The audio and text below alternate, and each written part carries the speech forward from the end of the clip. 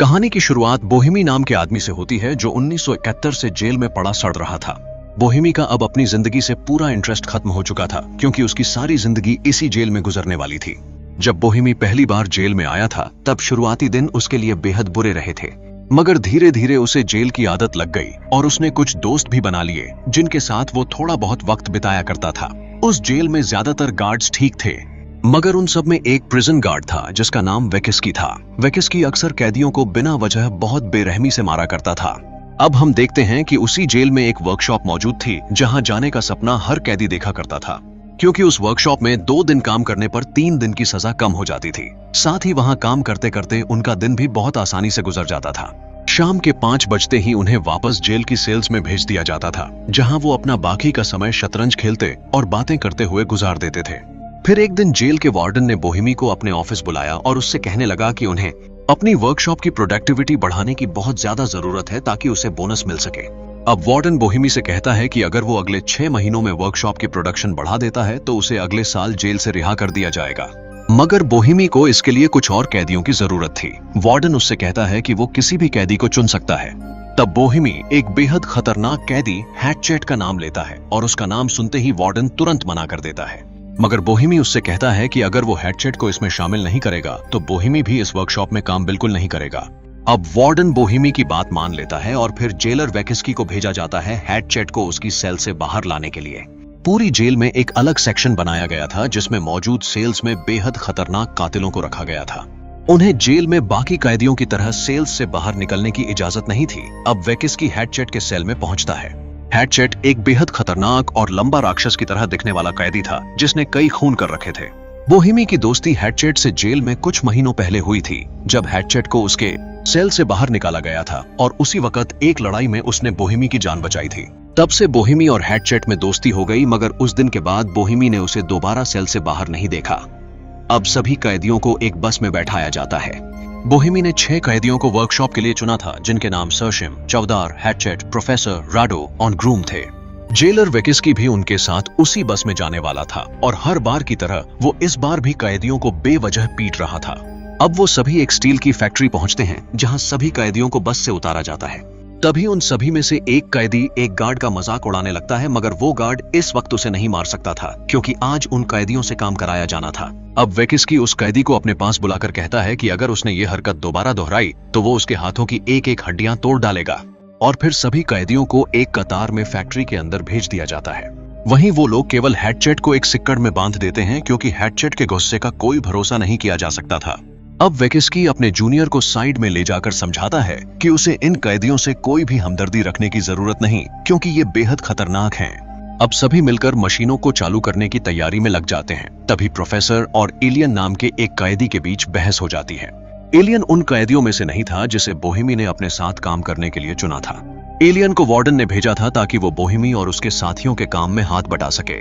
बोहेमी उन्हें समझाता है और कहता है कि उन्हें काम पर ध्यान देना चाहिए आपस में लड़ने की वजह से, मगर एलियन बोहेमी से भी बदतमीजी करने लगता है और तभी वहां जेलर वेकिस्की आ जाता है जिसे देखकर वो तीनों शांत हो जाते हैं। तभी जूनियर गार्ड वेकिस्की के लिए बेटा होने की खुशी में चॉकलेट्स लेकर आता है, मगर वेकिस्की चॉकलेट्स खाने से मना कर देता है और फिर जूनियर कैदियों में चॉकलेट्स बांटने लग जाता है। आखिर में एलियन उन चॉकलेट्स का पूरा डिब्बा ही उससे छीन लेता है।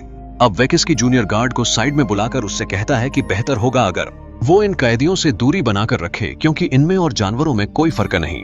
अगर इन्हें अंदाजा हुआ कि गार्ड नरम स्वभाव का है तो उसे कच्चा चबा जाएंगे। अब वेकिस्की उन कैदियों के बीच पहुंचता है और हैटचेट की तरफ इशारा करता है जिसने अभी तक अपनी मशीन चालू नहीं की थी। बोहेमी उससे जाकर पूछता है कि आखिर उसने मशीन क्यों नहीं चालू की। तब हैटचेट उसे मशीन के अंदर झांक कर देखने को कहता है जिसमें एक कबूतर फंसा हुआ था। अब वो सभी सोच में पड़ जाते हैं कि आखिर इस तरह की मशीन के अंदर एक कबूतर कैसे जा सकता है। बोहेमी उस कबूतर को अपने हाथों से निकालने की कोशिश करता है, मगर इसके बजाय वो कबूतर मशीन के अंदर और भी ज्यादा बुरी तरह फंस जाता है। अब उन सभी में से जिप्सी, जिसे मशीनों की थोड़ी बहुत जानकारी थी, वो कहता है कि इसे निकाला जा सकता है मगर उन्हें कुछ औजारों की जरूरत पड़ेगी जो यहाँ मौजूद नहीं है।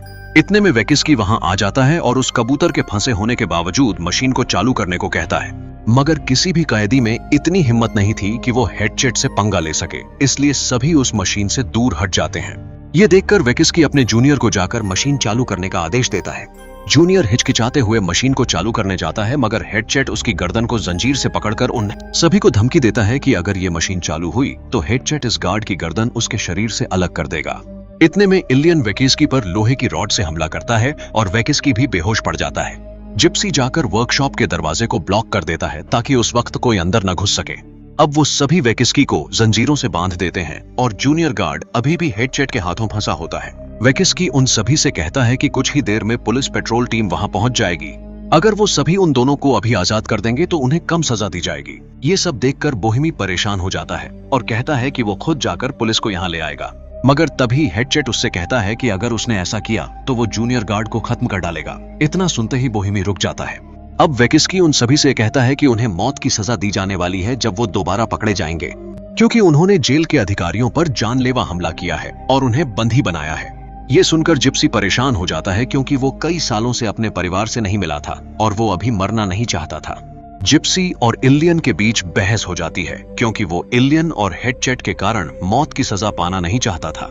अब बोहेमी आकार सिचुएशन संभालने की कोशिश में लग जाता है और वेकिस्की को समझाने की कोशिश करता है कि वो सभी उन दोनों को आजाद कर देंगे और वापस अपने काम में लग जाएंगे, मगर इसी शर्त पर कि वेकिस्की उन सभी को सजा से बचा लेगा। मगर इलियन उन सभी से कहता है कि बेहतर होगा अगर वो इन दोनों को मारकर जेल से भाग जाएं। अब वेकिस्की उन सभी से कहता है कि अगर वो सभी उसकी जंजीरों को खोल दें और जूनियर को सही सलामत जाने दें तो वो सोचेगा कि आगे क्या करना है। इतना सुनाकर इलियन उन सभी से कहता है कि वेकिस्की झूठ बोल रहा है। अगर उन्होंने इन दोनों को आजाद किया तो सभी बहुत बड़ी परेशानी में फंस जाएंगे। अब प्रोफेसर और जिप्सी बोहेमी की तरफ हो जाते हैं, मगर हेडचेट कुछ नहीं कहता। अब बोहेमी हेडचेट से जाकर बात करने की कोशिश करता है। तब हेडचेट उससे कहता है कि अगर कबूतर को उस मशीन से बाहर निकाल दिया जाए तो वो एक बार फिर अपने काम पर लग जाएगा और उस जूनियर गार्ड को सही सलामत छोड़ देगा। बोहेमी उससे कहता है कि मशीन के अंदर फंसा कबूतर पहले ही मर चुका है, मगर हेडचेट उसकी बात मानने को बिल्कुल भी तैयार नहीं था। बोहेमी उस मशीन को खोलने की एक बार फिर कोशिश करता है, मगर इसका कोई फायदा नहीं होता। अब परेशान होकर बोहेमी हेडचेट से पूछता है आखिर वो एक कबूतर के लिए इतना परेशान क्यों है। तब हेडचेट उससे कहता है कि वो इस कबूतर में खुद को देख रहा है और वो किसी भी तरह इस कबूतर को आजाद करना चाहता है। ये सुनकर वेकिस्की जोर जोर से हंसने लगता है और कहता है कि हेडचेट जो अभी एक कबूतर के लिए इतनी परेशानी कह रहा है उसने खुद अपने हाथों से अपने भाई का कत्ल किया था। इतना सुनकर हेडचेट को बेहद जोर का गुस्सा आता है और हेडचेट वेकिस्की की जान लेने के लिए आगे बढ़ता है, मगर सभी मिलकर उसकी जंजीरों को खींचते हैं और उसे ऐसा करने से रोक लेते हैं। अब वेकिस्की बोहेमी पर इल्जाम लगाता है कि ये सब कुछ उसने पहले से ही प्लान कर रखा था और वो केवल हेडचेट के साथ जेल से भाग निकलना चाहता है और यही कारण है कि उसने हेडचेट को वर्कशॉप के लिए चुना, मगर असलियत में बोहेमी का ऐसा कोई भी प्लान नहीं था। बोहेमी उन सभी से कहता है कि वो लोग पुलिस के आने पर उनसे बात करके ये मामला सुलझा लेंगे, लेकिन हेडचेट ने अगर उस जूनियर गार्ड की जान ले ली तो बड़ी प्रॉब्लम हो जाएगी। अब वो सभी हेडचेट से उस जूनियर की गर्दन में बंधी जंजीरों को थोड़ी ढीली करने को कहते हैं और उस गार्ड को पानी पिलाते हैं। इतने में उन्हें दरवाजे से आवाजें आने लगती हैं। दरवाजे के बाहर पुलिस पहुंच चुकी थी। अब हालात और भी ज्यादा खराब हो चुके थे। इतने में वेकिस्की जोर से चिल्लाकर पुलिस वालों से कह देता है कि कैदी भागने की फिराक में हैं।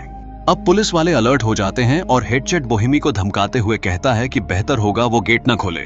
अब बोहेमी दरवाजे पर जाकर उनसे बात करने की कोशिश करता है, मगर इतने में वेकिस्की एक बार फिर से चिल्लाकर पुलिस वालों से कह देता है कि उन कैदियों के पास हथियार मौजूद हैं।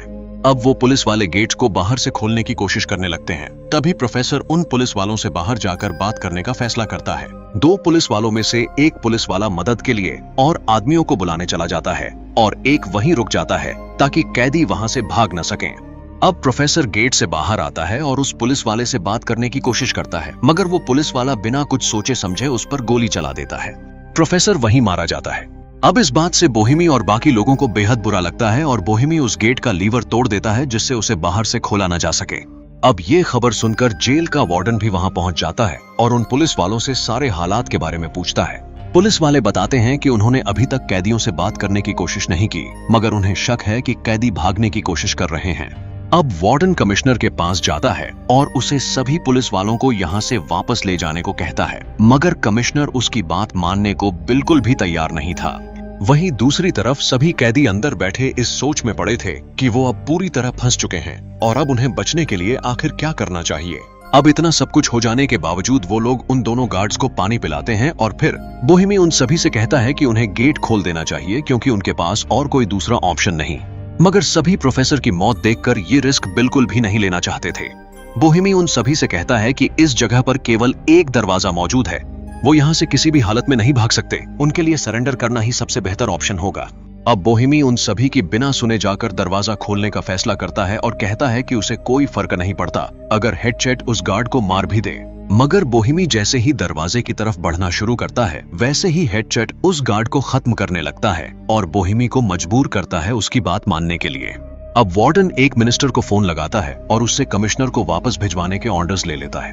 मगर वार्डन को केवल 1 घंटे का टाइम दिया जाता है इस सिचुएशन को संभालने के लिए। अगर वो इस 1 घंटे में इस सिचुएशन पर काबू नहीं पा पाया तो कमिश्नर एक बार फिर वापस आ जाएगा। अब वार्डन घोषणा स्पीकर्स की मदद से उनसे कहता है कि उनके पास 10 मिनट का समय है। अगर 10 मिनट के अंदर उन्होंने सरेंडर नहीं किया तो उसके बाद उनके जिंदा रहने की गारंटी वार्डन नहीं लेगा। अब उनके पास बेहद कम समय बचा था। अब बोहेमी हेडसेट से कहता है कि वो लोग उस कबूतर को मशीन से बाहर निकालकर सरेंडर कर देंगे। हेडसेट उसकी बात मान लेता है, मगर 10 मिनट के अंदर कबूतर को बाहर निकालने के लिए उन्हें हेडसेट की जरूरत थी, क्योंकि मशीन बेहद भारी थी और उसे हिलाना भी बेहद मुश्किल था। अब जूनियर गार्ड से चाबी मांगकर वो लोग हेडसेट की जंजीरें खोल देते हैं और फिर हेडसेट उस मशीन को खोलने की कोशिश में लग जाता है। अब सभी सरेंडर करने का फैसला कर चुके थे, मगर एलियन अब भी सरेंडर करना नहीं चाहता था। एलियन सभी से कह रहा था कि वो वेकिस्की को अपने साथ बाहर ले जाएगा और उसकी जान के बदले वहां से किसी तरह भाग निकलेगा। अब इसी बात में बोहेमी और एलियन की बहस हो जाती है और एलियन बोहेमी की जान लेने की कोशिश करता है, मगर हेडसेट एलियन को उठाकर फेंक देता है और बोहेमी की जान बचा लेता है। अब बारी थी उस मशीन को खोलने की ताकि जल्द से jल्द उस कबूतर को मशीन के बाहर निकाला जा सके। अब हेडसेट अपनी पूरी शक्ति लगाकर बेहद जोर से उस मशीन को खोलने की कोशिश करता है और उसका एक लेयर खुल भी जाता है, मगर उस कबूतर को बाहर निकालने के लिए एक लेयर और खोलने की जरूरत थी जो हाथ से तो बिल्कुल भी खुलने वाला नहीं नजर आ रहा था। अब उन्हें मशीन के अंदर कबूतर फड़फड़ाता हुआ नजर आ रहा था।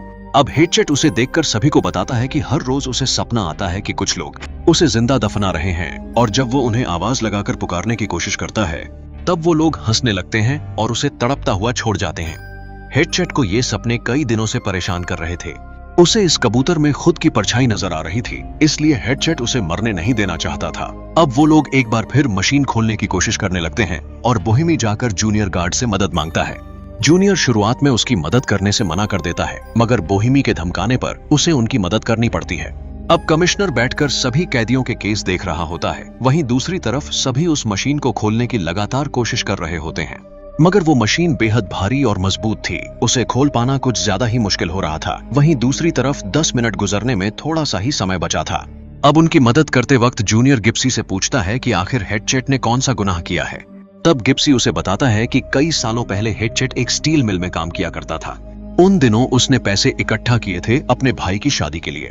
उसने पूरे गांव को शादी में बुलाया था और कई सारे इंतजाम कर रखे थे, मगर उसकी जिंदगी में एक बहुत बड़ी समस्या थी। उसे शराब की लत बेहद ज्यादा थी। उसका भाई उसे शराब पीकर तमाशा बनाने से रोक रहा था, मगर इतनी सी बात पर उसे इतना गुस्सा आ गया कि उसने अपने भाई को ही मार दिया, और जब उसके पिता ने उसे रोकने की कोशिश की तो उसे भी मार दिया। अगली सुबह जब हेडसेट को होश आया तब उसने पुलिस को सरेंडर कर दिया। अब 10 मिनट गुजर जाने के बाद वार्डन दरवाजे पर बोहेमी से बात करने की कोशिश करता है।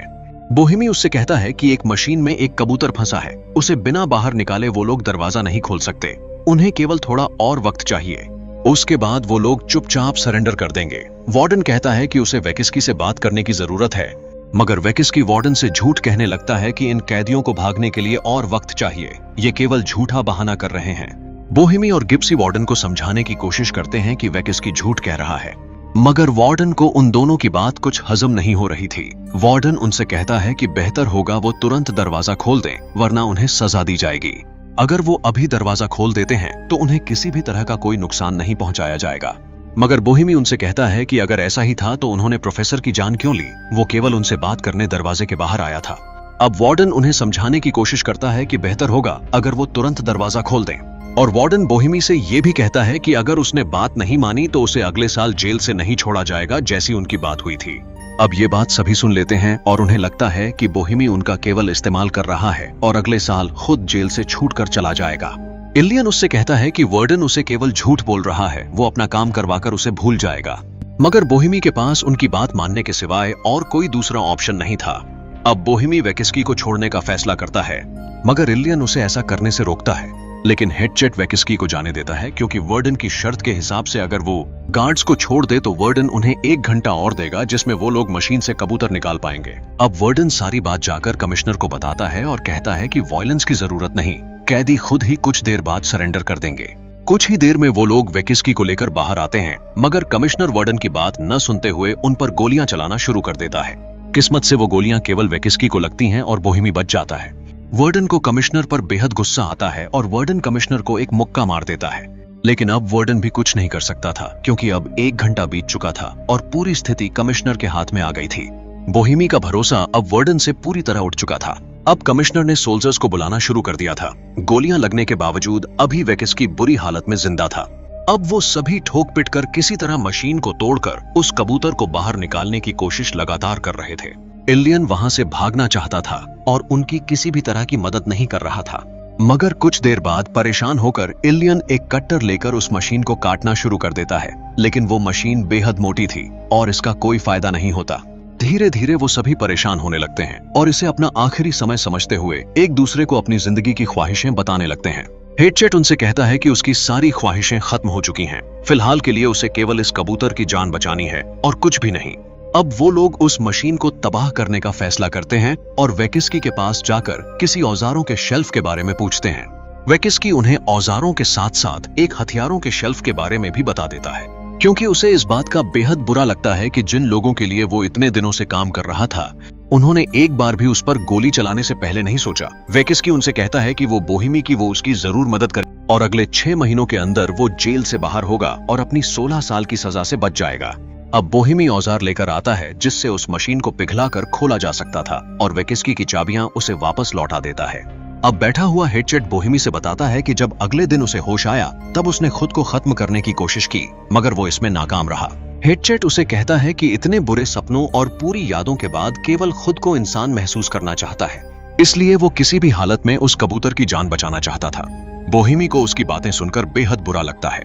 बोहेमी उसे अपने बारे में बताता है कि उसका एक बेटा है जिसे वो अक्सर लेटर लिखता है, मगर उसकी आज तक कभी हिम्मत नहीं हुई उन लेटर्स को भेजने की। अब कमिश्नर सोल्जर्स को तैयार करना शुरू करता है और उन्हें प्लान के बारे में समझाने लगता है। आधा घंटा गुजर चुका होता है और उन्होंने अभी तक मशीन को जरा सा भी नहीं खोला होता।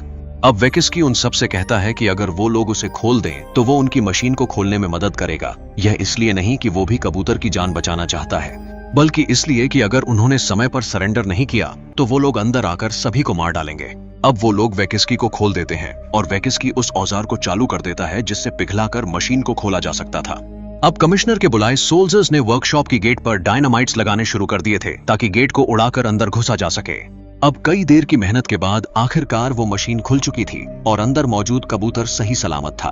अब वेकिस्की अपनी गन निकालता है और उन सब से जमीन पर लेट जाने को कहता है। सभी लेट जाते हैं, मगर हेडचेट नहीं लेटता और उस कबूतर को पानी देने लगता है। इतने में वेकिस्की उस कबूतर पर गोली चला देता है, जिससे हेडचेट को इतना गुस्सा आता है कि वो गोली खाने के बाद भी वेकिस्की को मार डालता है। जूनियर गार्ड इतना डर चुका होता है कि गोली चलाने की हिम्मत नहीं कर पाता। अब वो सभी मिलकर उस कबूतर को बाहर निकालते हैं। इतने में कमिश्नर उस गेट को डायनामाइट से उड़ा देता है। अब सारे सोल्जर्स अंदर आ जाते हैं और बोहेमी, हेडचेट और बाकी सब उस धमाके के बाद जमीन पर पड़े होते हैं। हेडचेट खड़ा होकर उस कबूतर को उड़ा देता है और सभी सोल्जर्स उस पर फायर कर देते हैं। कई गोलियां खाने के बावजूद हेडचेट अपनी जान गंवा देता है और वो कबूतर उड़ता हुआ खिड़की से बाहर चला जाता है। अब बोहेमी भी उठ खड़ा होता है और तीनों अपनी जान की परवाह किए बिना इसे अपनी जिंदगी में किया पहला अच्छा काम समझते हुए खुशी से झूमने लगते हैं। कमिश्नर उन पर गोली चलाने वाला होता है, मगर जूनियर गार्ड उसे ऐसा करने से रोक लेता है। जूनियर गार्ड सभी से कहता है कि हेडचेट ने सभी को बंदी बना लिया था और वो तीनों मौत की सजा से बच जाते हैं। यही हमारी कहानी खत्म होती है। जाते जाते हमारे चैनल को सब्सक्राइब करना बिल्कुल भी ना भूलें।